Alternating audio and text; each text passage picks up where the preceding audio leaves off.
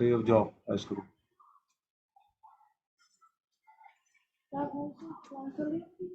हाँ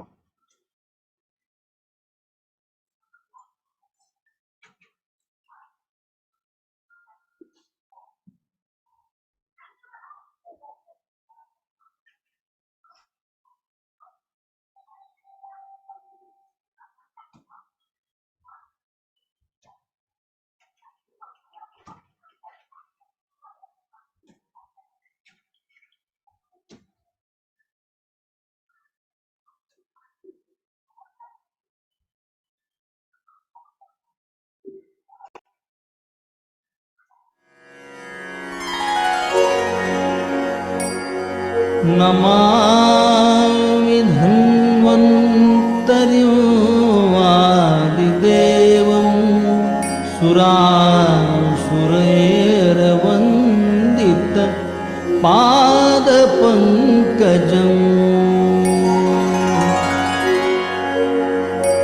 लोके जरार्भयमृत्युनाशनम् दातारमीशं विविधौषधीनाम्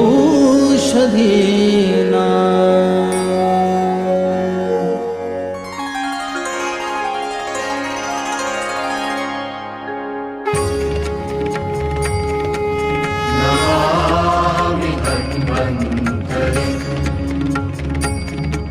नमामि धन्वन्तरि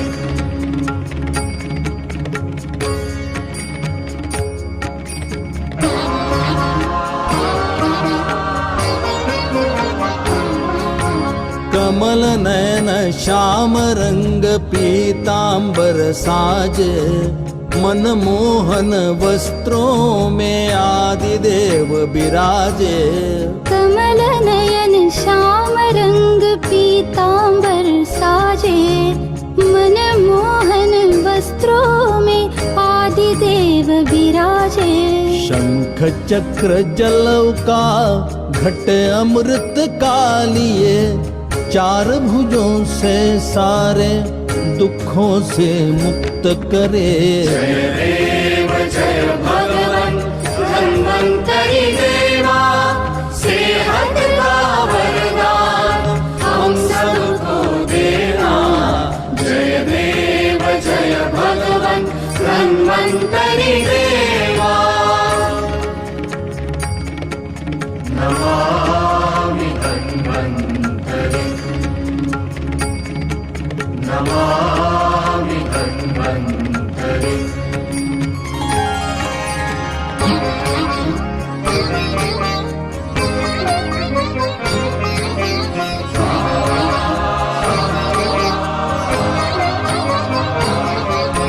सुर असुरों के सागर मंथन से आए अमृत का घट भर कर संजीवन लाए। सुर असुरों के सागर मंथन से आए अमृत का घट भर कर संजीवन लाए। भय दुख दूर करे जरा मृत्यु हारे मन का और तन का स्वास्थ्य हमें देना। जय देव जय भगवन धन्वन्तरि देवा सेहत का वरदान हम सबको देना। जय देव जय भगवन धन्वन्तरि देवा नमामि धन्वन्तरि नमामि धन्वन्तरि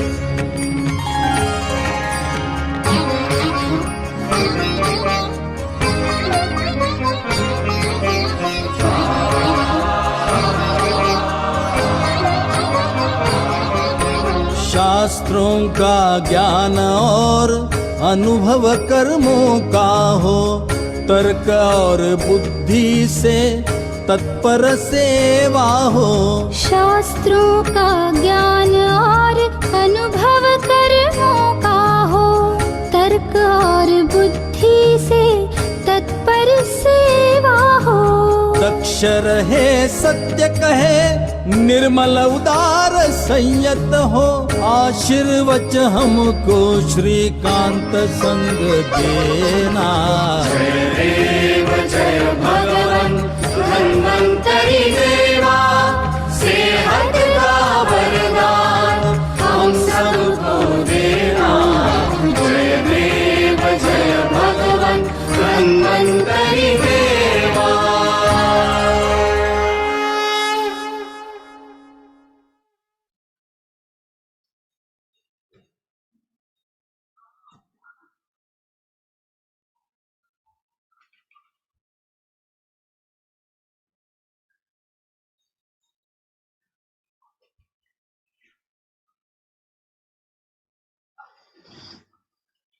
नमस्कार।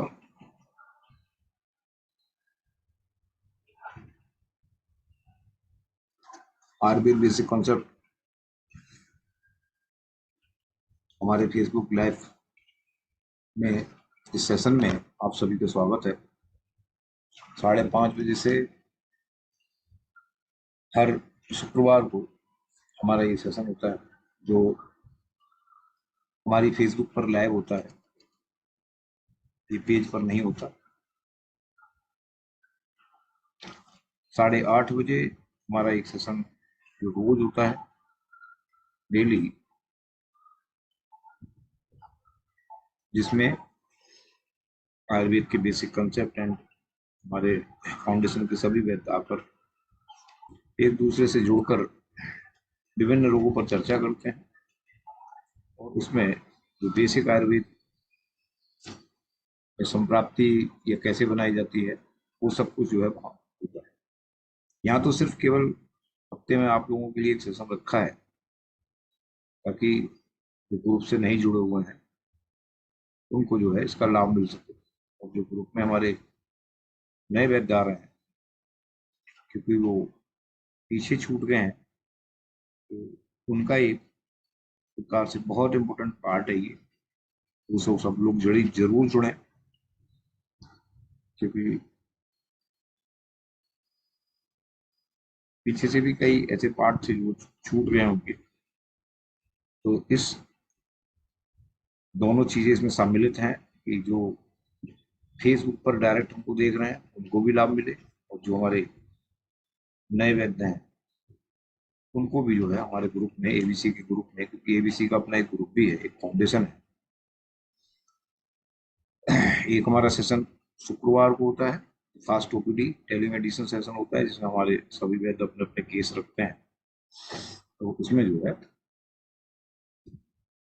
सबके केसों पर बहुत ज़्यादा चर्चा ना होगी, फटाफट ट्रीटमेंट बताया जाता है ताकि आने वाला जो रोगी है उसको सही ट्रीटमेंट मिल जाए।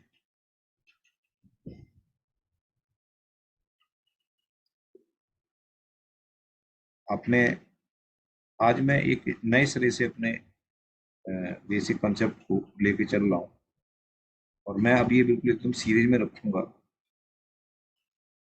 ये बात तो मुझे बाद में बोलनी चाहिए क्योंकि बहुत से लोग जुड़े नहीं हैं।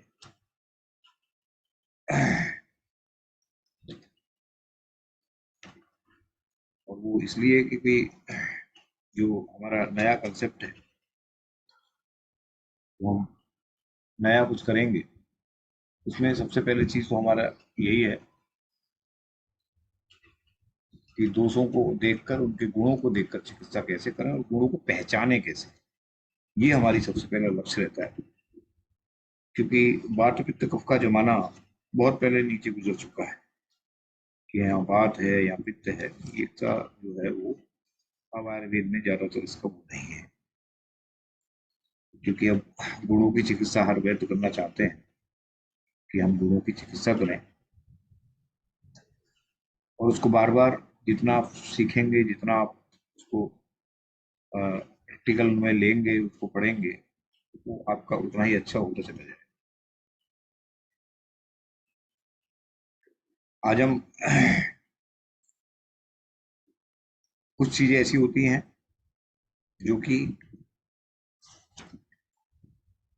हम लोगों को ये सिखाती हैं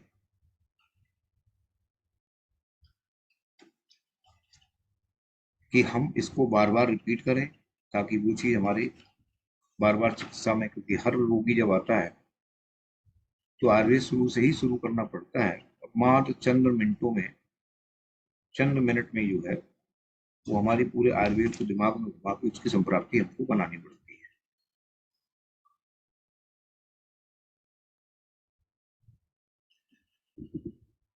साइकेट्रिक पेशेंट जो हमारे होते हैं, अर्थात एंजाइटी,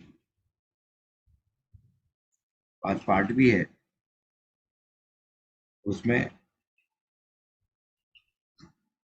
मैं आज साइकेट्रिक मरीज होते हैं जो हमारे, जिसे हम बहुत तरह तरह के लोग, तरह तरह के नाम एलोपैथिक साइंस ने दिए हैं। आयुर्वेद में तो मन के जो अपने रोग हैं, जो मन के अपने कार्य हैं, उसी से संबंधित है। अगर मन की क्रियाकलापों को हम जान जाएं कि मन जो है वो किस तरह से कार्य करता है पूरे शरीर के अंदर, कैसे कैसे वो अपनी पूरी फिजियोलॉजी बना के रखता है, मैं ये चाहूंगा कि अगर 1 घंटे में ये पूरा हो जाए तो अच्छा है। फिर अगली बार, क्योंकि 2 प्रकार के ही रोग होते हैं शरीर के अंदर, एक मन के रोग और एक शारीरिक। मैं शुरू से लेकर चलता हूँ। आयुर्वेद में 2 शब्द आए हैं, एक ज्वर और एक संताप।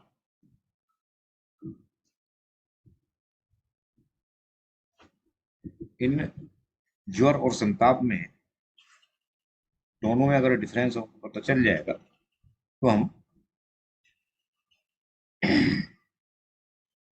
मन के जो अपने कार्य हैं उनको अच्छी तरह से समझ सकें। हम प्रैक्टिकली समझाएंगे आपको, चिंता ना करें, बिल्कुल एकदम आंखों से देखेंगे आप वहीं पर बैठे बैठे।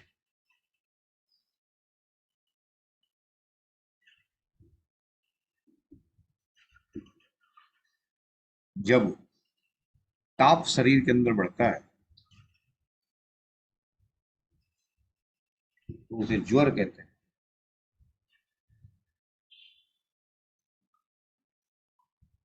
और जब ताप मन के अंदर बढ़ता है तो उसे संताप कहते हैं।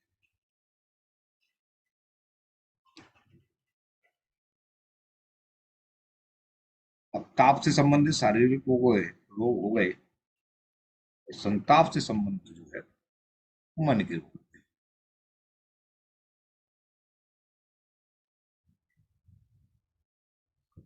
जब हम दोषों की दृष्टि में देखेंगे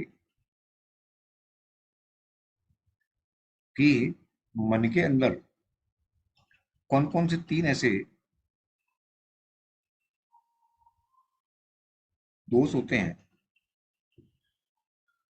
जिसमें एक तो बिल्कुल एकदम निर्दोष होता है, जो आप जानते हैं, सत्व रज और तम। एक सीरीज बनाते हैं पहले इसकी।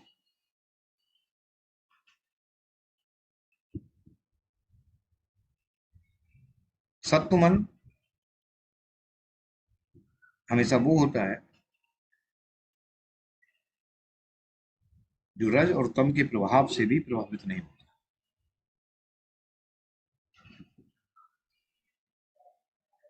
अब कहा कि मन की पुष्टि कौन करता है। यहां पर किसी भी चीज की फिजियोलॉजी जानने से पहले उसके भरण पोषण, और उसका भरण पोषण कहाँ से होता है, ये जानना बहुत जरूरी होता है। क्योंकि जब हम हिस्ट्री लेते हैं तो हमारे यहाँ हिस्ट्री में जो हेतु कहे गए हैं कि ये हेतु जो है, उस हेतु के आधार पर ही जो है वो हम निकालते हैं कि इसको मानसिक हो गया और उन्होंने ये खाया है। तो जब खाया है तो खाने से फिर मन कैसे प्रभावित हो गया। तब आचार्यों ने कहा है कि मन का पोषण होता है वो हमारे आहार से ही होता है। तो जब मन का पोषण आहार से होता है तो आहार में तो वो द्रव्य हैं जो वात पित्त कफ को पुष्ट करते हैं, अर्थात 5 महाभूतों को पुष्ट करते हैं। और जब वो पांचों महाभूतों को आहार पुष्ट कर रहा है, हमारे नए वैद बहुत कंसंट्रेटेड होकर सुनेंगे, खासकर एबीसी फाउंडेशन के, उन्हीं के लिए सेशन है ये। क्योंकि मेरा अपना एक ये भी है कि जो वंचित हैं, जो फेसबुक पे देख रहे हैं, जो एबीसी फाउंडेशन से नहीं जुड़ सकते हैं, उनको भी थोड़ा सा या आप ही के बराबर उनको मिल जाए तो अच्छा है।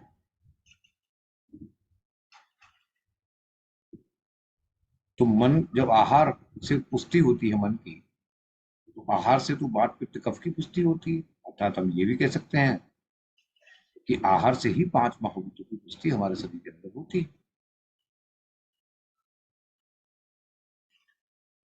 जब महाभूतों का पंचीकरण हुआ और पंच महाभौतिक तीन दोषों में कन्वर्ट हुए, वायु मतलब वात, पित्त और कफ, इन तीन दोषों में वो कन्वर्ट हो गए। वो इनके वो कन्वर्ट क्यों हुए उसका भी एक सिद्धांत है। क्योंकि इसे सिंगल महाभूत होता है, जैसे वायु, हम बात नहीं कहेंगे, वायु कहें, वायु, आकाश, वायु, अग्नि, जल, पृथ्वी, हमने वहां बात नहीं कहा। क्योंकि बात तो आकाश और वायु इन दोनों से मिलकर ही बनी है।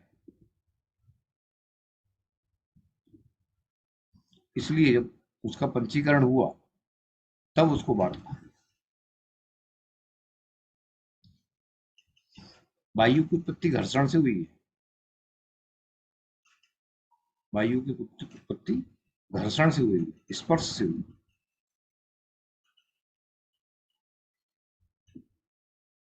वायु की उत्पत्ति स्पर्श से हुई और वात की उत्पत्ति जो है आकाश और वायु महाभूत से। तो इस तरह से ये अग्नि महाभूत सिंगल होता तो जरूर है, लेकिन वो भी पंचमहाभूति होता, इसलिए उसको पित्त कहा। वहां अग्नि नहीं कही, वहां पित्त कहा। इसलिए कहा कि पित्त भी पंचमहाभूति है, और जहां अग्नि कहेंगे वहां सिंगल महाभूत हो जाए। बोले जी ये सिंगल महाभूत क्यों काम नहीं कर सकता? तो सिंगल महाभूत इससे ऐसे काम नहीं कर सकता, जैसे कि आज आप ध्यान से सुनिएगा, इसमें आपको बेसिक के साथ साथ आपको जो थोड़ा सा इधर उधर आप घूमते हैं वो भी क्लियर हो जाए। सिंगल महाभूत हमेशा इनएक्टिव होता है, वो किसी से एक्टिव नहीं हो, किसी से भी एक्टिव मतलब अपनी एक्टिविटी नहीं दिखा सकता। जब केमिस्ट्री में पढ़ते हैं तो परमाणु का अस्तित्व नहीं होता, परमाणु अक्रिय होता है, वो क्रिया नहीं कर सकता जब तक वो अणु में कन्वर्ट नहीं। वहां पर एक ही भाव पदार्थ के दो अणु आपस में मिलते हैं और फिर वो क्रियावान होते हैं। ऐसे ही जब तन मात्राओं से, छोटी छोटी सी तन मात्राओं से, जब वो तन मात्रा ने बड़ा रूप धारण किया, तब वहां पर महाभूत की उत्पत्ति हुई। जैसे शब्द तन मात्रा, तन मात्रा का मीन्स ये होता है उसकी उत्पत्ति अहंकार से हुई। अहंकार सबसे पहले जन्म, चरक आचार्य के अनुसार अहंकार सबसे पहले जन्म, लेकिन और ऋषियों के अनुसार वैशेषिक दर्शन को माना है उन्होंने। थोड़ा सा ये कहानी नहीं है, ये आपकी वो नींव है जो मैं आज रख रहा हूं।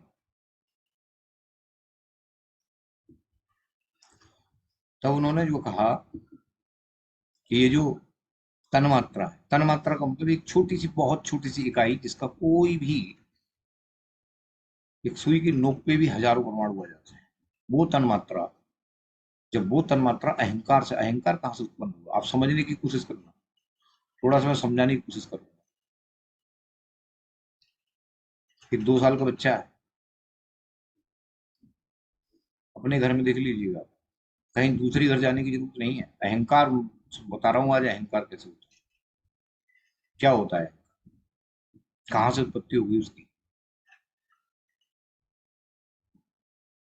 दोबारा से ये सब जो है आपको जल्दी मिलेंगे नहीं। एक 2 साल का बच्चा होता है, उस 2 साल के बच्चे में कहते हैं ना बच्चे मन के सच्चे, वो 2 साल के बच्चे ने उसको जो है, उनके पिता ने, उनकी माँ ने उसको सिखाया कि बेटा लिखो राम, और उसको कलम पकड़ के ऐसे करके सिखा दिया। उसको यही पता नहीं है कि रा क्या है, लेकिन उसको इतना पता है कि ये जो बनवा रहे हैं मुझसे ऐसे करके बनवा रहे हैं। फिर डंडा लगवाया और फिर माँ बनाया, उसको माँ भी नहीं मालूम। फिर ऊपर से एक डंडा और लगा दिया और पिता ने कहा बोलो बेटा ये क्या लिखा है? बोले राम। क्या लिखा है? राम लिखा है। बोलो राम। बच्चा ये बहुत दिन से रिपीट कर रहा था। रोज उसके पापा आते थे, रोज उसकी मम्मी थी, बोले बेटा लिखो ऐसे करो, तो वो अपने धीरे धीरे करके बोले लिखो राम। उसे रा नहीं पता क्या होता है, बस वो इतना लिख रहा है कि ऐसे करके रा बनाया जाता है, ये ऐसे करके एक स्ट्रक्चर बनाई जाती है, फिर एक डंडा लगाया जाता है ऐसे सीधे सीधे। फिर मैं ऐसे करके माँ बना देता, ये माँ ऐसे करके 2 डंडे बनाए, फिर मैंने एक ऐसे खींच दिया, एक ऊपर लगा दिया। पापा इसको कह रहे हैं राम है।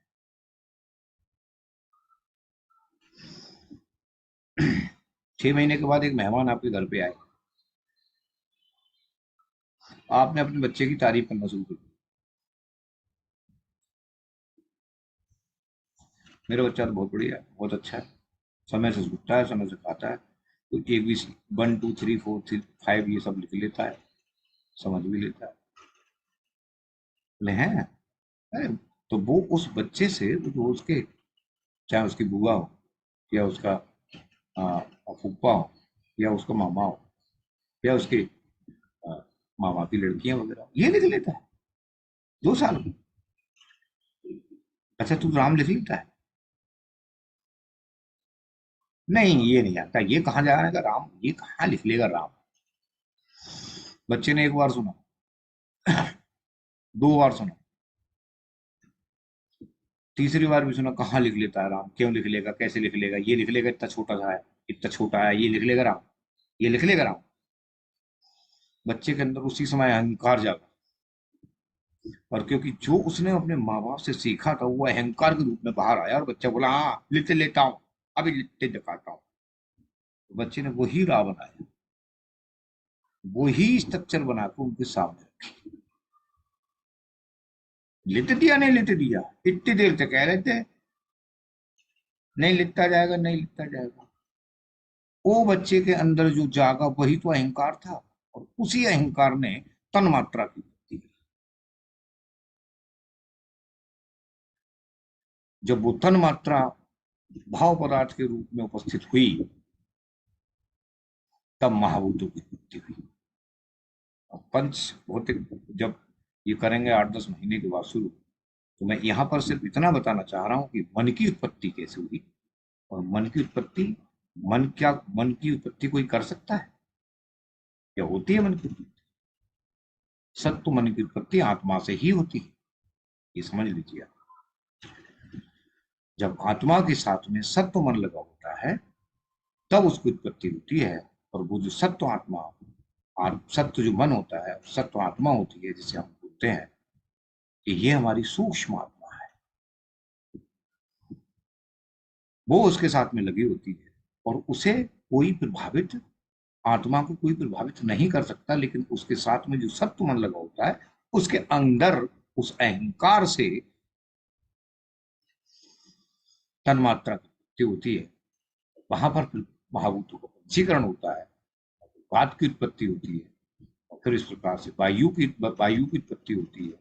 और वायु की उत्पत्ति, क्योंकि आकाश उसके साथ में होता है, बगैर आकाश में वायु का कोई अस्तित्व नहीं होता, तो वो उसमें पंजीकृत होती है, तो वात की उत्पत्ति होती है। और जो फिर तम है, कफ है, उसकी उत्पत्ति होती है। इस प्रकार से एक जो दोषज जो मन होता है, वो 3 दोष, मतलब 2 दोष अर्थात एक सत्व 3 दोषों से संयुक्त होता है। और उसकी जो प्रवृत्ति होती है, मन की प्रवृत्ति, मन को रेगुलेट कौन करता है, या थोड़ा सा समझने की जरूरत है कि जब मन को फिर मन को चलाता कौन जी? आत्मा चलाती है। बोले नहीं, आत्मा मन को नहीं चला सकती। बोले फिर? बोले मन को जो चलाती है वो वायु चलाने वाली होती है। वायु मन की परिवर्तक होती है। एक सिद्धांत है, वायु ही मन को चलाती है, और जितनी गति से मन चलेगा, वायु जितनी गति से बात चलेगी उसके अंदर, उतनी ही गति से हमारा जो है वो मन चलेगा। अब मन जब चलेगा तो तम चलेगा। तब कहा है कि जब तक मन के लिए वायु परिवर्तक का काम नहीं करेगी तब तक तम नहीं चल सकता।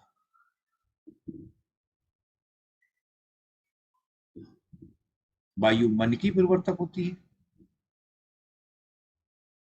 जो बात होती है वो मन की परिवर्तक होती है, और फिर उसी से जो है वो तम की परिवर्तक होती है। हम इसको जरा थोड़ा सा उसमें समझ लें, क्योंकि है क्या कि जब सृष्टि उत्पन्न हुई तो आचार्यों ने वहां पर परमाणु शब्द का प्रयोग किया है। तो आज हमारी मेडिकल साइंस कहती है कि परमाणु की खोज हमने की, ऐसा नहीं है। परमाणु की खोज तो हमारा चाहिए कर गए थे, और वो मन के रूप में कर गए थे। तो मन चारों तरफ जो घूमता है वो एक as a like to electron की तरफ घूमता है। सत्य और तम उसके केंद्र में बैठे होते हैं, और वो चारों तरफ से चलते हैं, जैसे इलेक्ट्रॉन घूमता है वैसे। जितनी तेज मन चलता है, उस वायु चलती है, उतनी ही तेज बात चलती है। जो इलेक्ट्रॉन चलते हैं उसकी गति जो चलती है, उतनी ही तेजी से वो उसके पास में आने की कोशिश करती है। किसके? तम के पास में आने की कोशिश करती है, और वहां से एक ऊर्जा उत्पन्न होती है, और वो ऊर्जा तम पर प्रभाव डालती है। और जब वो तम पर प्रभाव डालती है तब तम जो है एक कफरूप होता है, और जब वो कफरूप होता है तब देखते हैं इसके आगे अब क्या होता है।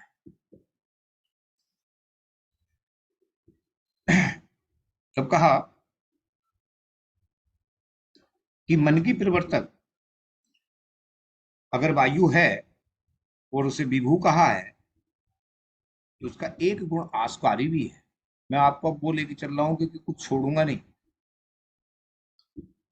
उसका एक गुण आस्कारी का मतलब किसी भी तरह से इमरजेंसी पैदा कर सकती, और किसी भी समय कर सकती। आस्कारी क्यों होती है? इमरजेंसी पैदा क्यों करती है? इमरजेंसी का कोई पूर्व देखा है आपने? अभी अगर किसी के घर कोई दिक्कत हो जाए, फॉर एग्जाम्पल कोई ऐसी कोई परेशानी हो जाए जो थी ही नहीं, जैसे कोई, ये आपको सब क्लिनिकल है, ये कोई वो नहीं है, क्योंकि जब आप क्लिनिकल में जाएंगे तो आपको ये सब चीज पता होनी चाहिए बिल्कुल। जैसे कि फॉर एग्जाम्पल एक आदमी सुबह उठा, और उठने के बाद घर में सिलेंडर खत्म हो गया, और सिलेंडर रखा हुआ बाहर 25 किलोमीटर, 25 मतलब कहना चाहिए खत्म हो गया। और क्योंकि बच्चों ने कहा सिलेंडर खत्म हुआ है, किचन में जो लिया उसको, और वो तैस में उठे सुबह सुबह को, और उन्होंने पूरा सिलेंडर ऐसे कर दिया। और जैसे ही सिलेंडर उठाया, वैसे ही उनकी कमर की नस जो है चट से कर दी, और जब वो चट से करी तब वहीं पर उनके दर्द होना शुरू हो गया। तो पहले तो दर्द नहीं था ना। अब आप कहेंगे कि वो नस चलेगी ना, नस थोड़ी नहीं, वहां वायु इंतजार कर रही थी पहले से कि मुझे कोई ऐसा काल मिले, मुझे कोई ऐसा वक्त मिले, मुझे कोई ऐसा स्टूमुलेट, मैंने कहा ना, उद्दीप्त करने वाली कोई चीज मिले, क्योंकि वायु चलने से फिरने से बढ़ती है, और अधिक भार ढोने से बढ़ती है। उन्होंने भार उठा लिया, उसका काल मिल गया उसको। तो काल की जो सिद्धि है हमारे यहाँ आयुर्वेद में, जो काल की सिद्धि कही गई है, वो काल की सिद्धि इसलिए ही कही है कि लोग काल अक्सर कब पढ़ते हैं? अपान काल में देते हैं, समान काल में देते हैं। दवाई को, या इसको दे दिया, या जो हम कालों का वर्णन किया है तो उत्तरायण है, उसके हिसाब से ऋतुओं को जो चेंज किया गया है कि शिशिर ऋतु, हेमंत, इसके वो काल के हिसाब से, सूर्य चक्र के हिसाब से उसको, तो उसको उन्होंने काल कहा। लेकिन काल का एक नहीं है, काल के 21 लक्षण, 21 तरह से हम काल को सिद्ध कर सकते हैं। यहाँ पर भी काल था, वो अपने काल का इंतजार कर रही थी, वहां पहले से ही पृथ्वी पर बैठी थी और एकदम उसने इमरजेंसी पैदा कर दी, आशुकारी गुण पैदा कर दिया, इमरजेंसी उसने पैदा की। और अगर आपके पास ऐसा कोई रोगी होता है तो आप बात के नाना आत्मिक विकारों में ना गिनो, अलग बात है, वहां पर और ज्यादा परीक्षा करो कि यहाँ पर कोई कफ तो नहीं था पहले से, फिर तो तुम वायु तो थी, उसके हिसाब से फिर आगे चिकित्सा निर्देश करो कि क्या है। लेकिन वायु तो थी, एकदम एकदम अचानक हुआ है। इसके लिए जब आचार्यों ने कहा कि पित्त पंगु, कफ पंगु, पंगु मल धातुवा, ये जो श्लोक उन्होंने दिया, इस श्लोक को समझने के लिए जब हम मन के ऊपर जाएंगे, आज मैं मन ही करूंगा, तो मन को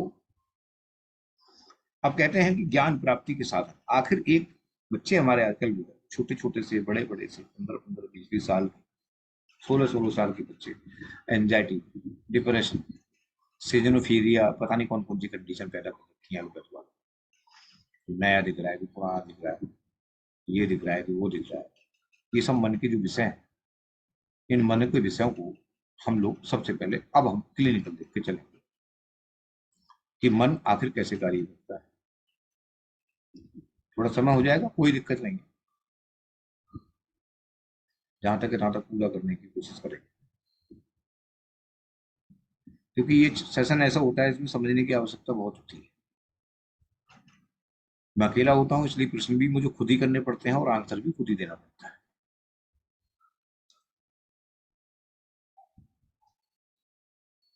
कहा कि मन के आखिर विषय क्या है। विषय का मतलब मन किन किन सब्जेक्ट पर काम करता है वो तो बताओ पहले, तब मन करता है। मन के जो कार्य हैं वो है चिंता है, ऊहा, ओहो, अरे ये हो सकता है, अरे ये नहीं भी हो सकता है, चिंतन, जरा सोचने दो, डिसीजन नहीं ले सकता। किसी भी क्रिया का परिणाम नहीं, उसमें सिर्फ केवल चिंता, ऊह हो सकता है। विषय को ग्रहण करने की शक्ति मन में ही होती है। तब के जब विषय को ग्रहण करने की शक्ति मन में होती है तो करते किसके द्वारा है, इसके कौन कौन से हथियार हैं जो ये अपने विषय को ग्रहण करता है और कौन कौन से विषय को ग्रहण करता है, ये बहुत इंपॉर्टेंट है कि आखिर मन कौन कौन से विषयों को ग्रहण करता है। तब आचार्य ने कहा पांचों महाभूतों के जो अपने शब्द गुण हैं, जो शब्द, स्पर्श, रूप, रसगंध, उन्हीं को तो ही ग्रहण करता है। इसमें ही एक शक्ति ऐसी है जो सिंगल महाभूत की तन्मात्राओं को ग्रहण कर लेता है, वो किसी से भी ना जुड़ी हो, तब भी वायु की सरसराहट आवाज से, वायु की सरसराहट आवाज से उसकी जो शब्द, जो मतलब कहना चाहिए स्पर्श है, उस स्पर्श से बता देता है कि मेरी इस स्किन पे हवा लग रही है। वो वहां पर उस वायु की जो सिंगल महाभूत होता है उसकी जो है उस स्पर्श गुण को ग्रहण कर लेता है,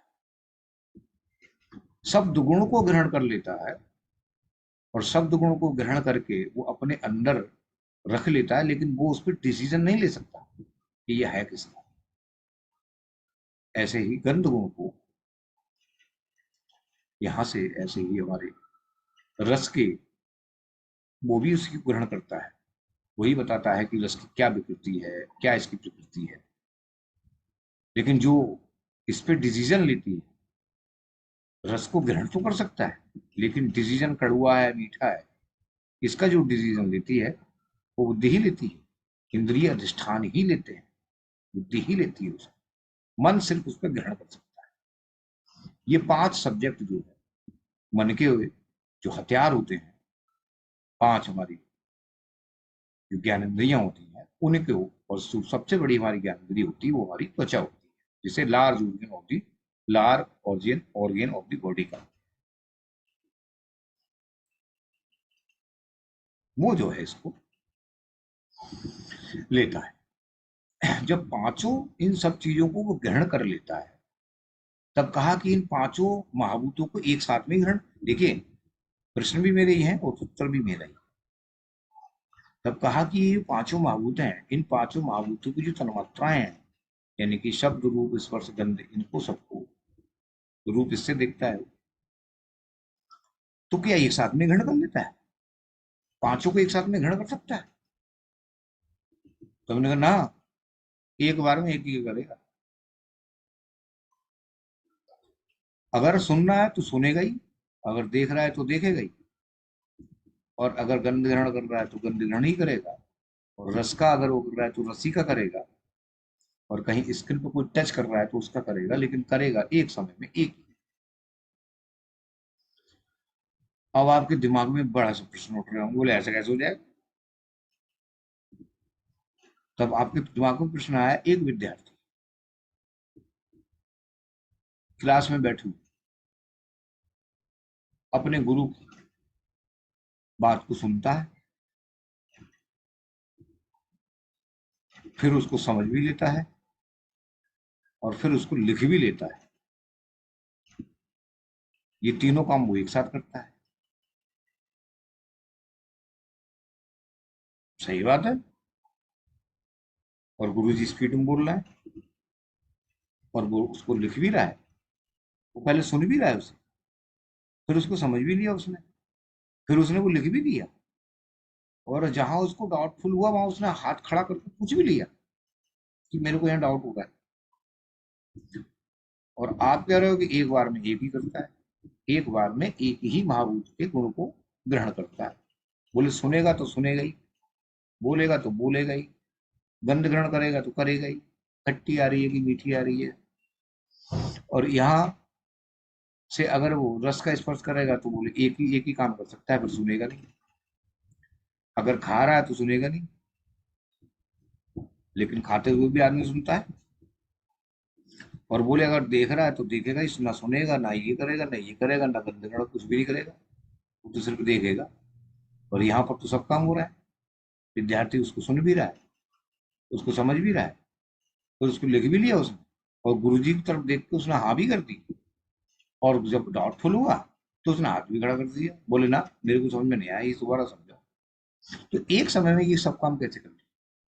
तब आचार्य ने बड़ी अच्छी उपमा दी, चरक में आपको भी दी। तब कहा कि मन इतनी स्पीड से काम करता है कि अगर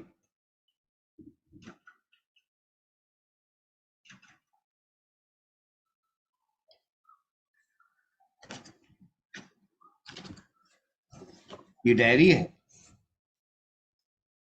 इस डायरी में इतने पेज हैं, तो देख रहे हैं। अब मेरे को ये नहीं पता इसमें है कितने पेज, लेकिन मैंने अपने निशान लगा रखे हैं कि इसमें नंबर 1, नंबर 2, नंबर 3 प्रश्न संख्या। अब मैंने क्या काम किया, एक सुई ली, मान लो मैं अपनी कलम उठा लेता हूँ यहाँ से, और मान के चलो ये नोकदार है, और मैंने बहुत ताकत से इसको चुभाना शुरू कर दिया, सुई इधर निकली।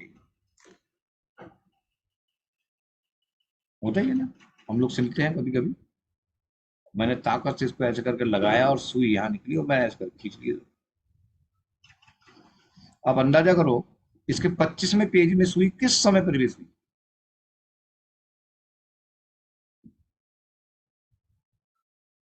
कर सकते हैं?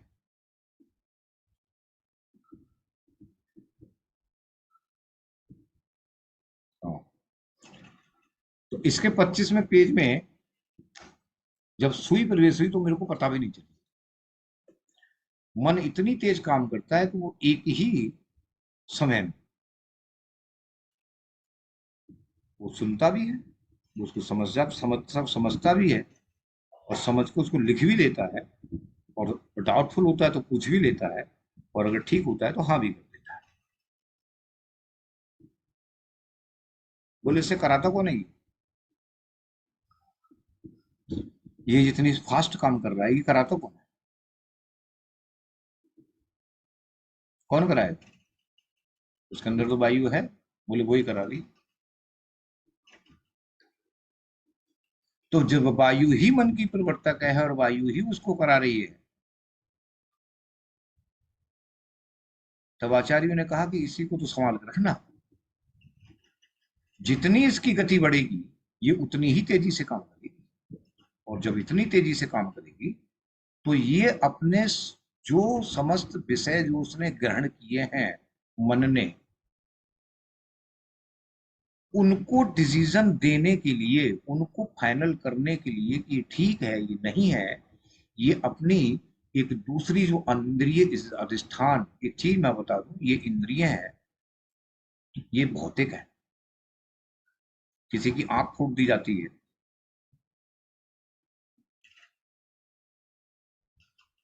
वो अगर जन्म से बेचारा अगर आंख नहीं है उसकी अलग बात है, लेकिन अगर कुछ समय के बाद उसकी दोनों आंखें चली जाती हैं तो वो अपने मन की आंख से देखता है, अपने इंद्रिय अधिष्ठान से देखता है, और उसको एक आदत जैसी पड़ती है और उसका हाथ वहीं जाता है जहां पर वो चीज रखी है। इसको मैं ऐसे भी समझ सकते हैं, इसको मैं ऐसे समझ सकते हैं कि मन में आखिर ऐसा क्या होता है, इंद्रिय अधिष्ठान को मुख्यतः आचार्यों ने दिया है, जो हम कहते हैं जैसे जो हमारे इंटेलिजेंस सेंटर होते हैं अंदर माइंड के अंदर, ये भौतिक है, ये सिर्फ एक साधन है, विषय को ग्रहण करने का एक साधन है, ये कुछ नहीं करते उसमें। ये विषय को ग्रहण करने का मन आ रहा है, जा रहा है, अपने विषय को ग्रहण कर रहा है, ऑप्टिक नर्व में आया, उसने वहां से ग्रहण किया, यहाँ पर वो जो भी हमारी नर्व्स हैं उसके अंदर आया, उसने अपने उस सब्जेक्ट को ग्रहण किया, यहाँ ऑडिटरी में आ गया, उसने अपने सब्जेक्ट को ग्रहण किया, लेकिन ले जाके दे रहा है वो इंद्रिय अधिष्ठान को। वो जो इंद्रिय अधिष्ठान जो हमारे अंदर सेंटर है उनको दे रहा है। आचार्यों ने कहा कि वो जो इंद्रिय अधिष्ठान है वो बुद्धि के ही प्रतीक है, वहां पर जाके वो उसको डिपॉजिट कर रहा है, और वहां से फिर वो हमारी जो इंटेलिजेंसी है, जिसे हम स्मृति बोलते हैं, वो वहां पर इंटेलिजेंस यानी स्मृति, धृति, स्मृति, ये जो है जो विषय है बुद्धि के, इसको धारण करना, उसको धारण करके धी, धृति और स्मृति, उसको रोकना, और फिर उसको जब रोक दिया, ब्लॉक कर दिया बिल्कुल एकदम, एक फोल्डर बना के चिपका दिया उसमें, जैसे कंप्यूटर की स्क्रीन में हम डेस्कटॉप पे चिपका देते हैं, पहले उसने ग्रहण किया, फिर एक फोल्डर बनाया और फिर लगा दिया और भूल गए, और भूलने के बाद फिर कुछ दिनों के बाद किसी ने पूछा कि वो कहाँ रखा है, तब वो हमारी स्मृति में आ गया कि अब अपनी स्मृति खोलो कहाँ रखा है, तो हमने फिर बताया कि डेस्कटॉप में यहाँ लगा हुआ है और इसको आप खोलो, ये ठीक हो जाए। ये उसके काम है। बुद्धि हमेशा डिसीजन लेती है, मन ने अपने सब्जेक्ट को वहां दे दिया, जो ग्रहण किया आप संभालो इसको। अब बुद्धि उस पर जो अपना विचार कर रही है, बुद्धि वहां पर डिसीजन लेगी कि यहाँ पर मुझे क्या करना है, क्या अच्छा है, क्या बुरा है, क्या मतलब कहना चाहिए हो सकता है इसमें, तो फिर वो मन नहीं कर रहा है, वो उसने ट्रांसफर करके उसको दे दिया। जब उसने उसको ट्रांसफर करके दे दिया एंड डेट फाइनल, उसने बुद्धि ने कहा कि आप ये ठीक करो, इसलिए हमारे जो बुजुर्ग होते हैं, बड़े बूढ़े होते हैं, वो कहते हैं बुद्धि से काम करो, बुद्धि खराब हो गई तुम्हारी। तो जो मन से काम होते हैं, जो मन से डिसीजन लेते हैं, अक्सर जो हमारे बच्चे होते हैं, यहाँ समझ लीजिए आप, जो बच्चे होते हैं हमारे 15 से 20 साल तक के, वो हमेशा अपने मन से ही डिसीजन लेते हैं, वो बुद्धि का प्रयोग नहीं करते, इसलिए बार बार बड़ों को टोकना पड़ता है कि बुद्धि लगाओ, यहाँ पर ये होगा, बुद्धि लगाओ, जल्दबाजी मत करो, बुद्धि लगाओ, यहाँ पर ये होगा। और वो बुद्धि इतनी जल्दी नहीं लगाते, लेकिन जब तक उनको टोका नहीं, जब हम अपने बच्चों को अलग तरीके से हैंडल करते हैं, आजकल एक सिस्टम हो गया है कि बच्चों को डांट के मत रखो, बच्चों को मारो मत, बच्चों को बहुत ज्यादा मतलब वो मत करो, बच्चे ऐसे हो जाएंगे, बच्चे वैसे हो जाएंगे, बच्चे आपके एक अलग वो बनेगी। मेरे हिसाब से ये पिक्चर कुछ गलत जैसी बन रही है हमारे समाज में। बच्चे के अंदर सहन शक्ति बहुत होती है, और उस सहन शक्ति का असर उस पर इतना पड़ता है कि वो अपने मन को इतना कठोर कर लेता है वो अपने मन को इतना सुदृढ़ कर लेता है अपनी वायु के लिए, अपनी बात को, अपनी वायु को, बात को इतना सुदृढ़ कर लेता है कि वो तम पर किसी भी प्रकार का प्रभाव नहीं डाल पाती, और ना ही अपनी गति को जल्दी और गतियां आगे बढ़ाएगी। बशर्ते यह है कि उसको समय समय पर जहां वो गलती करे, जहां वो कुछ भी करे, तो उसको अपने जितने उसका सहन शक्ति है उससे तक अधिक नहीं, उसके नीचे तक उसको हमेशा डांटना चाहिए। उसको हमेशा जो है, अगर आपको लगे तो उसको सजा भी देना चाहिए, लेकिन ध्यान में ये भी रखना चाहिए कि इसको मैं कहां तक सजा देके कहां तक ये बर्दाश्त कर सकता है। और वो धीरे धीरे करके उसकी सहन शक्ति है वो बढ़ती चली जाती है।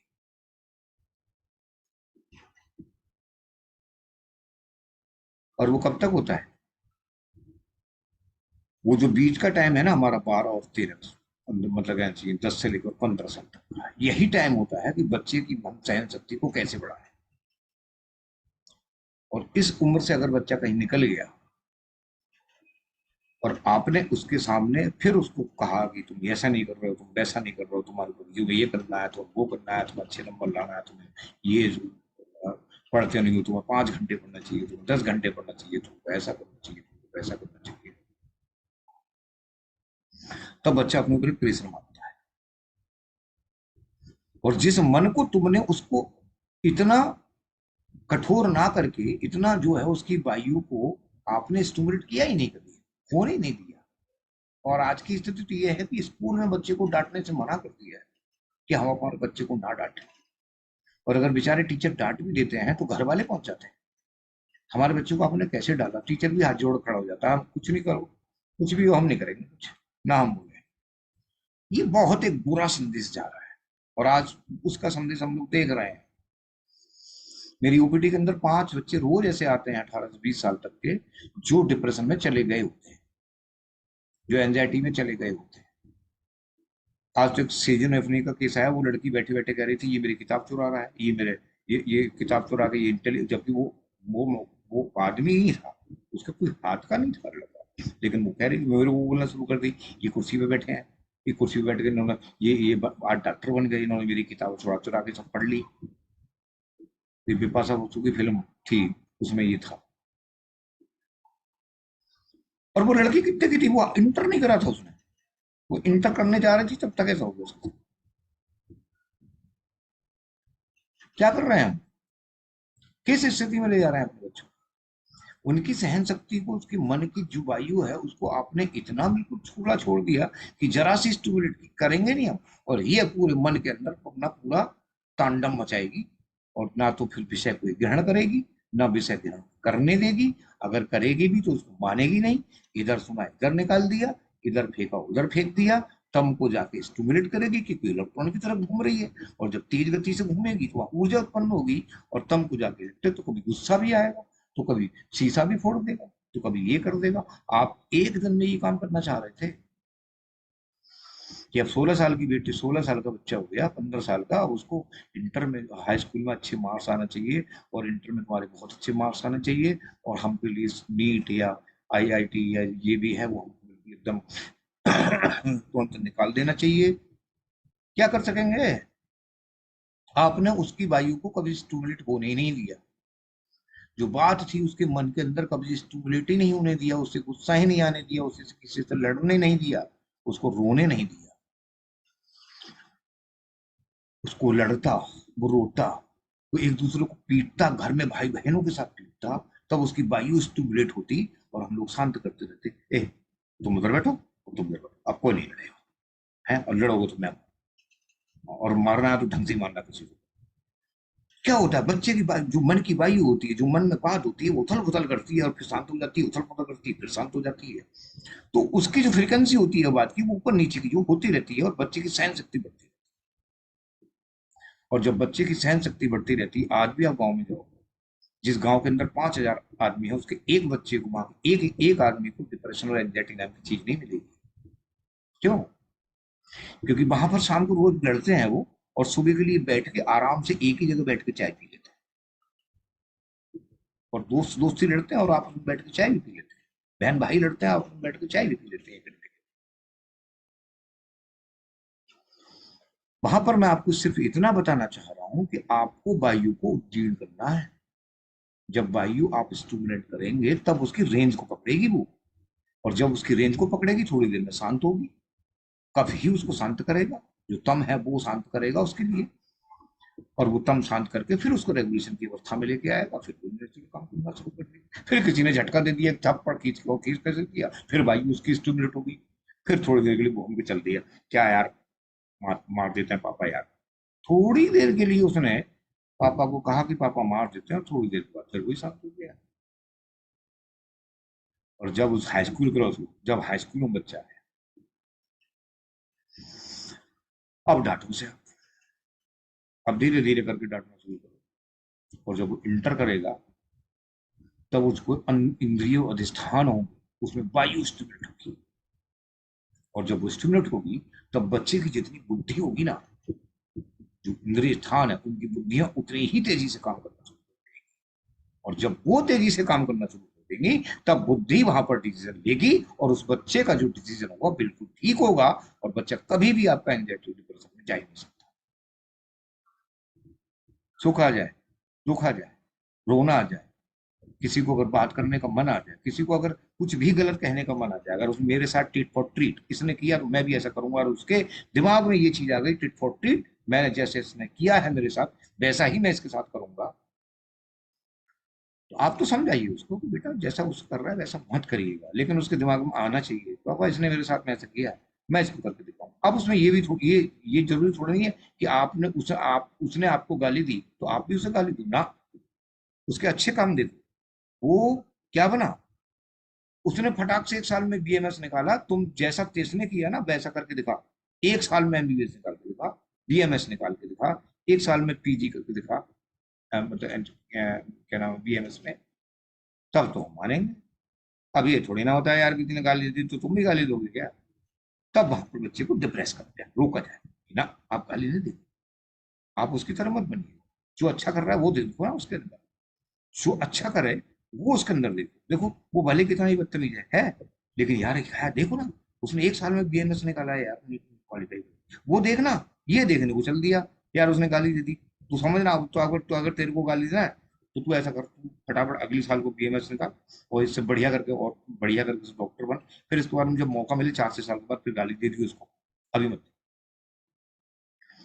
बच्चे को हम पॉजिटिविटी पे लेके आ रहे हैं, हम उसको गलत भी नहीं शिक्षा दे रहे हैं, और हमने उसको जो है एक उसके मन में जो उसकी बात थी, जो उसकी वायु थी, उसको स्टिमुलेशन दिया, और उसको डिप्रेस भी किया, स्टिमुलेट किया, डिप्रेस किया, तब जब हमारा बच्चा नॉर्मल है तब। बच्चे को 16 साल तक आपने खिलौने की तरह पाला, और 16 साल के बाद फिर उसको करते तुम ये नहीं करते, वो नहीं करते, तुमने ये नहीं करा, बच्चे के ऊपर प्रेशर छू आया। अब बच्चे की जो अंदर ये अधिष्ठान है, उन अधिष्ठानों में जब वायु ने अपना प्रतिगमन, फिर क्या है, फिर वायु स्वाभाविक रूप से प्रकोपित हुई, उस समय स्वाभाविक रूप से प्रकोपित नहीं हुई थी, हमने उससे उद्दीर्ण किया था, उसे स्टिमुलेट किया था, स्टिमुलेट करके डिप्रेस भी किया, डिप्रेस का मतलब नीचे भी लेके आए वायु को, और ऊपर भी बढ़ा, नीचे भी लेके आए और ऊपर बढ़ा। यहाँ पर क्या हुआ, यहाँ पर जैसे ही आपने थोड़ा सा स्टिमुलेट किया, वहां पर वायु प्रकोप की अवस्था में आ गई, क्योंकि आपने कभी स्टिमुलेट किया ही नहीं उसको, और जब वो प्रकोप की अवस्था में आई तब उस वायु ने उस मन के चारों तरफ वो चक्कर लगाना शुरू करे कि ना तो आप अपने विषय को ग्रहण कर रही है वो, और ना किसी को करने दे रही है, अगर कोई सुनना है तो ठीक, नहीं सुनना है तो भी ठीक, मैं सुन रहा हूं तो भी ठीक, वो भी सुनना है तो भी ठीक, बच्चा सुन ही नहीं रहा है, और जो मन में आ रहा है वो बोल रहा है, जो मन में आ रहा है वो खा रहा है, और फिर उसके बाद रात रात भर नींद गायब, सो ही नहीं रहा है, फिर डॉक्टर के पास जा रहे हैं, काउंसलिंग करा रहे हैं, और काउंसलिंग कराने के बाद फिर जो है ये सब स्थिति चल रही है, जो आज समाज में मैं देख रहा हूँ कि जो छोटे छोटे से बच्चे हैं वो किस हालत में जा रहे हैं। तो हम एक तरफ क्या कर रहे हैं, हम एक तरफ अपने बच्चों को एक अच्छे समाज की तरफ ले जा रहे हैं, और दूसरी तरफ हम उसको उस एंगल में खड़ा कर रहे हैं कि जहां पर वो किसी भी चीज की जो टॉलरेंस पावर है उसकी बहुत कम करते चले जा रहे हैं, जो उसका क्षमता है, एक हमारा व्याधि क्षमता होता है, एक मन का भी क्षमता होती है, हमने व्याधि शरीर की व्याधि को बढ़ाने के लिए, शारीरिक रोग ना हो उसके लिए तरह तरह के इंतजाम कर लिए, विटामिन सी भी खा रहे हैं, विटामिन ई भी खा रहे हैं, जिम भी जा रहे हैं, योग कर रहे हैं, प्राणायाम भी कर रहे हैं, दूध भी पी रहे हैं, विटामिन भी खा रहे हैं, आयुर्वेदिक दवाई भी खा रहे हैं, एलोपैथ भी खा रहे हैं। बोले जी इम्यूनिटी कम नहीं होनी चाहिए। आपने मन की इम्यूनिटी को, मन की जो व्याधित्व क्षमता थी उसको करने के लिए कुछ किया? नहीं किया। उसकी व्याधि क्षमता बढ़ाने के लिए उसकी टॉलरेंस पावर जरा बढ़ाना जरूरी है, कि मन की टॉलरेंस पावर बढ़ाओ, उसकी क्षमता ऐसी बढ़ाओ कि उसके अंदर इतनी सुधरण शक्ति हो कि जल्दी वो किसी से जो है अगर एक बार ठान ले कि मेरे को ये काम करना ही करना है तो करना ही है। फिर जो जिद्दी होता है ना उसका मन बहुत कठोर होता है। बच्चे से झापड़ एक बार वो मार दूँ तब यहाँ चुनाव निकलेगा उसके। और भी समझ लो कि इसका मन इतना सुदृढ़ है, इसकी वायु इतनी सुदृढ़ है कि स्टिमुलेट करने पर भी चैन से खड़ा हुआ है। गांधी जी के मन इतना स्टिमुलेट हो गया था, इतना स्टिमुलेशन, डिप्रेशन, इतना डिप्रेस हुआ था कि वायु को कहीं पर भी जगह ही नहीं मिल रही थी। स्टिमुलेट हो कहा, चाहे एक थप्पड़ इधर से मार के चले जाओ, चाहे पूरा कुछ भी हो जाए, उनका मन एक स्थिर अवस्था में था, उनकी वायु एक स्थिर अवस्था में थी, हर चीज को सुन रही थी, और वो अपने मन को कहीं वायु उनके मन को कहीं प्रभावित ही नहीं कर पाई। उसका जो रजगुण था वो तम गुण को प्रभावित ही नहीं कर पाया किसी का। क्यों? क्योंकि उनकी जो टॉलरेंस पावर थी वो बहुत थी। और हमारे बच्चों में जो टॉलरेंस पावर होती है, जिसको मन की व्याधि क्षमता, जो हमारी एक परिभाषा में आयुर्वेद में खैर मन की व्याधि क्षमता का ऐसा कोई शब्द नहीं लिखा है, लेकिन हम उसकी कल्पना तो कर सकते हैं। हमारे आचार्य ने कहा कुछ आप भी तो सोचो। तो उसकी जो व्याधि क्षमता है वो उसकी टॉलरेंस पावर है। और वो टॉलरेंस पावर हमको शुरू से ही बच्चों को देनी चाहिए कि आपको हर चीज में हर चीज को बर्दाश्त भी करनी है। आज एक छोटी सी मैं बात बताता हूँ, ये आपकी सब चिकित्सा से संबंधित है। इस चिकित्सा से हट के कुछ नहीं है, कोई कहानी नहीं है, कोई यहाँ पर सत्संग नहीं हो रहा है। कि हम किसी भी, अगर हमारे घर में कोई बच्चा है और बच्चा हमसे कहे कि पापा क्या परसों आप लेके आए थे ना बैट मुझे, बोले वो टूट गया है, मेरे को ला के,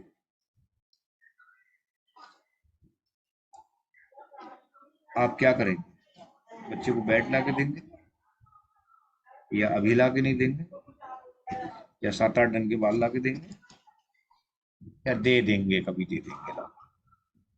इन 4 सवालों में से एक सवाल आप अपने एक उत्तर आप अपने अंदर रखिएगा, उत्तर मैं बताऊंगा। आप क्या सही है वो आप अपने दिमाग में रख लीजिए। शास्त्रोक्त रूप से तो ये है कि बच्चे को कुछ टाइम देंगे और उसको बोलेंगे ठीक है कोई बात नहीं है, टूट गई है, लेकिन आज का ध्यान रखना कि ये जो बैट टूटा है ये टूटना नहीं चाहिए। अगर आपने प्रयास वक्त तोड़ा है इसके लिए तो टूटना नहीं चाहिए, और किसी ने तोड़ा है तो उसको देना नहीं है, और अगर अनजाने में टूट गया है तो कोई बात नहीं। लेकिन तीनों की है सजा ये की क्या 10 दिन तक बैट नहीं मिलेगा, और वो अपने आप मन में ही रखेंगे। बच्चे से नहीं बोलेंगे कि 10 दिन तक बैट आपको नहीं मिलेगा, ये बात आपको बच्चे को नहीं बतानी। बच्चे को बतानी है, बच्चा रोज पूछेगा आपसे, आप जैसे घर में घुसेंगे वैसे ही पूछेगा पापा मेरा बैट, अरे बेटा भूल गया, ये जो दुनिया भर के आप 50 बहाने बना सकते हो, मैं यहाँ चला गया, वहां चला गया। और कभी आप ये भी कह सकते हैं कि मेरी जब थोड़े पैसे कम थे इसलिए मैं नहीं जा पाया। कुल मिला के आपको 10 दिन का वेट बच्चे को कराना है, क्योंकि 10 दिन के वेट कराने से आपका बच्चा कोई क्रिकेट स्टेडियम में जाकर खेलना शुरू नहीं कर देगा। और 10 दिन जब वेट कराएंगे बच्चे के रोज मन में तमाम तरह के भाव आएंगे, और एक स्थिति ऐसी आएगी बच्चे की 6-7 दिन में, अरे ठीक है पापा यार तब ला देंगे तब ला देंगे कहते रहते हैं, अब चलो जब आएगा तभी आ जाएगा, कोई दिक्कत नहीं है, कहना भी ठीक नहीं। बच्चे के एक जो मनोभाव थे वो वहीं पर आकर स्टेबल हो गए। लेकिन उसने मन मन में ये तय कर लिया था कि पापा ने अगर इस बार बैट ला कर मुझे दे दिया दूंगा मैं किसी को नहीं, फिर और बहुत संभाल कर रखना है। और बच्चे ने ये मन में तय कर लिया, और आप भी, मैं भी यही चाहता हूँ, आप भी यही चाहते हो कि इसकी कीमत समझे, और कीमत समझने के बाद इसके मन में ये भाव स्टेबल हो जाए कि आएगा तो ठीक है आ जाएगा, अभी पापा के पास ये नहीं है, अब कल भी ये नहीं था, परसों ये नहीं था, हो सकता है 2-4 दिन में आ जाएगा, लेकिन फिलहाल आ जाए। वो भाव जो स्टेबल जो थे उसके अंदर वो स्टेबल हो गए, और उसका जो मन एकदम उद्दीर्ण होकर आपसे लगा था अब वो एकदम साम्यावस्था के अंदर।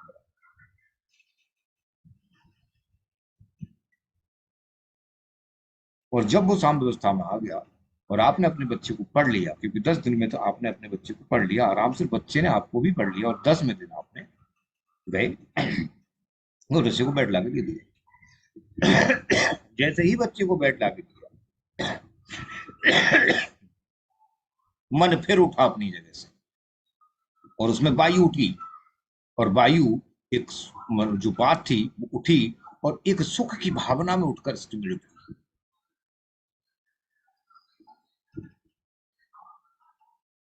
लेकिन वो कहां तक उठी? जहां तक वो भाव स्टेबल था। भाव का मतलब, अगर मैं एक लकीर खींच दूं कि ये इस लकीर तक, ऊपर तक, नीचे से ऊपर तक, इतने बीच तक ये भाव उठा था कि आ जाएगा तो ठीक, और नहीं आ जाएगा तो भी ठीक, लेकिन आ जाएगा, वो वहां स्टेबल था। और वहां पर जो बात थी वो थोड़ी सी जब स्टिमुलेट हुई तो उस भाव से थोड़ी सी ऊपर निकली, और वो निकली जो, मैं आपको थोड़ा सा 1 मिनट वीडियो बोलता हूँ।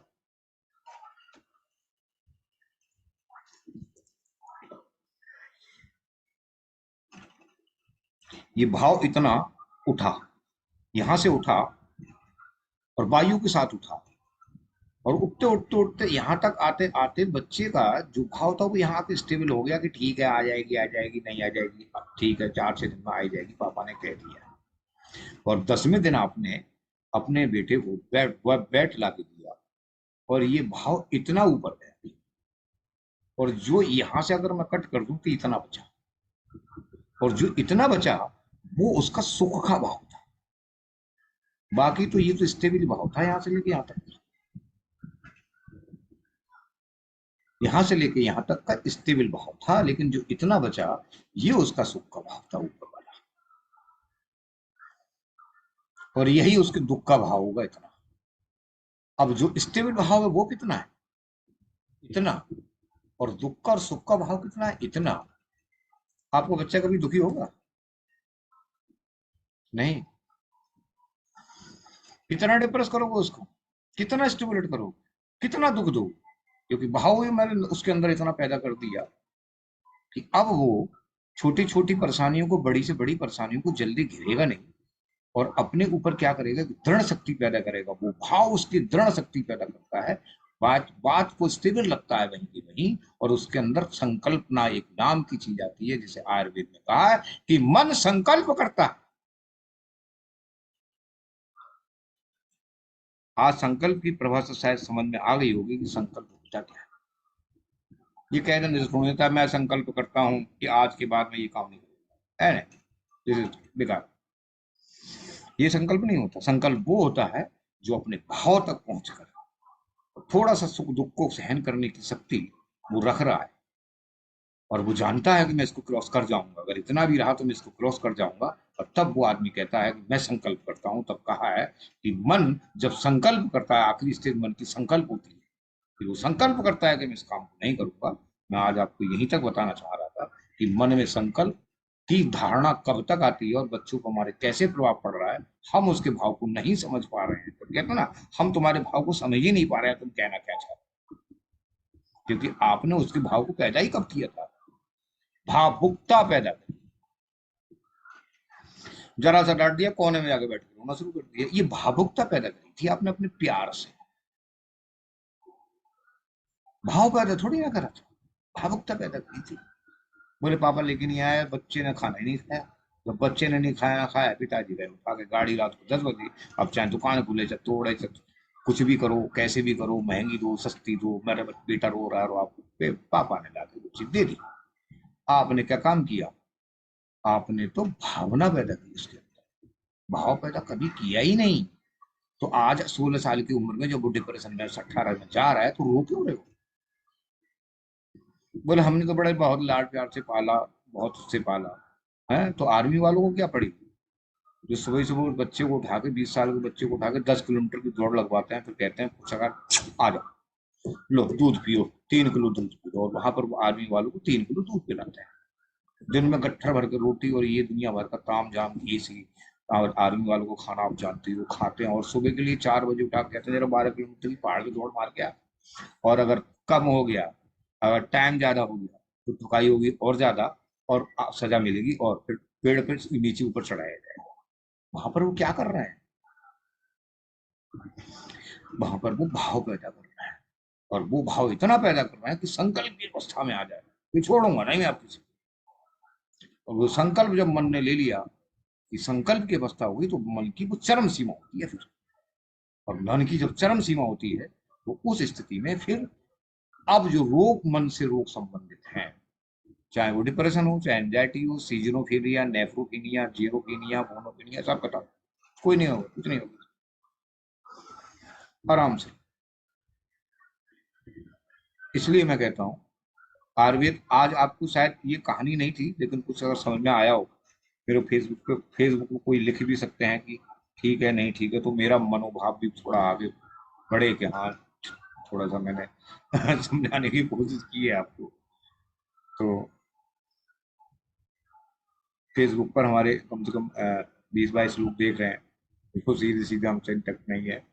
अगर आप लोगों को अच्छा लग रहा है तो आप एबीसी फाउंडेशन पर आए। हमारी शाम को 8:30 बजे जूम मीटिंग होती है, डेली होती है। जूम इंटरेक्टिव सेशन लाइव होता है, हमारे पेज पर लाइव होता है, और जूम से हम इंटरेक्ट करते हैं। हमारे एबीसी फाउंडेशन के सभी ग्रुप मेंबर जुड़ते हैं, डॉक्टर चर्चाएं करते हैं, मैं उसमें बेसिक भी बताता हूँ, और चिकित्सा का पार्ट होता है। अच्छे अच्छे पेशेंट का डिस्कशन करके उनको चिकित्सा देकर ठीक भी किया जाता है। जैसे आज की स्थिति के अंदर पीसीओडी है,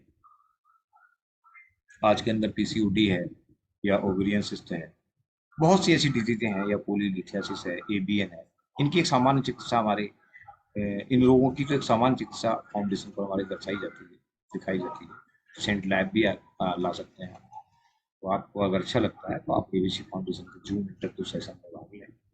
मैं अपना नंबर दे रहा हूँ, वैसे मेरे ग्रुप के सभी मेंबर हैं, जुड़े हैं, आपको सबसे नंबर मिल ही जाएगा, लेकिन फिर भी मैं आपको नंबर इसमें लिख देता हूँ, और आप इस नंबर पर मुझे जो है व्हाट्सएप कर दीजिएगा, मैं आपको ऐड कर लूँगा और आपको लिंक मिल जाएगा।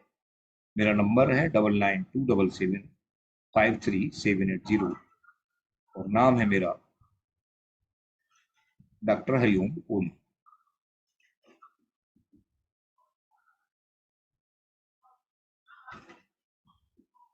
अब मैं हमारे ग्रुप के और सभी लोग हैं, मैं सबका धन्यवाद करना चाहता हूँ। प्रमोद जी कह रहे थे आज मेरे को किया था व्हाट्सएप, गुरु जी मुझे पित्त के जो गुण है वो तोड़ने नहीं आ रहा है, सब बताऊंगा, सब जाएंगे, आप परेशान ना हो। जितेंद्र कुमार जी हैं, निशा खुराना जी हैं, हमारी नई व्यक्त हैं, जुड़िएगा, सीखिएगा। प्रीति बत्रा जी भी हैं, संगीता कुशवाहा भी हैं, नमस्कार करता हूँ। अमित कोहली जी हैं, नमस्कार करता हूँ। विकास सॉरी सर, महाडिक, मैं आपको नमस्कार करता हूँ। रोमा जी नमस्कार, हिमांशु नेजा जी नमस्कार, हमारी बड़ी बहन अनीता वशिष्ठ जी नमस्कार, छोटी बहन जी हमारी निगम सुप्ती जी नमस्कार, पवन शर्मा जी नमस्कार, आनंद आयुर्वेदालय आपको भी सर नमस्कार, सर जी नमस्कार, डॉक्टर एस के राघव जी नमस्कार, डॉक्टर एस के राघव जी नमस्कार। बहुत सज्जन डॉक्टर हैं हमारे, कभी भी जो है आज बोलेंगे, मैं आज जरूर बोल पाऊंगा। आनंद आयुर्वेदालय नमस्कार, रीना बिश्नोई जी नमस्कार, कुसुम काशनिया जी नमस्कार। आप लोग जुड़िएगा, क्योंकि आप हमारे जो पुराने वैद्य हैं वो तो सब ज़्यादातर जानते ही हैं, लेकिन संकल्प मैंने आज बताया था क्योंकि मेरी आज ठीक है, मैंने कहा संकल्प बताता हूँ कि आयुर्वेद को शुरू से ये मुझे लेना है। ऋषि मिश्रा जी नमस्कार, सविता कोमली जी नमस्कार, शुभा जी नमस्कार, कुलदीप चित्तौड़िया जी नमस्कार, अजयकांत जी नमस्कार, आर्या जी नमस्कार, डॉक्टर लाखन नमस्कार जी, शैलेंद्र जी नमस्कार, वैद्य अरविंद कुमार नमस्कार, मीनाक्षी सिंह नमस्कार, गुरप्रीत जी नमस्कार, शालिनी ओमकार नमस्कार, राम प्रताप चौधरी जी नमस्कार, डॉक्टर पद्माकर सर नमस्कार, अभिषेक मिश्रा जी नमस्कार,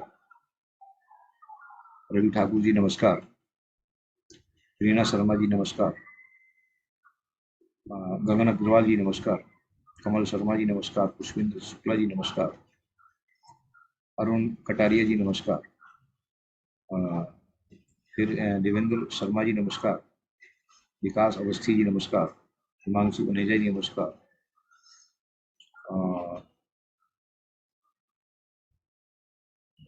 अरविंद सर, थोड़ा सा नाम आपका बड़ा है।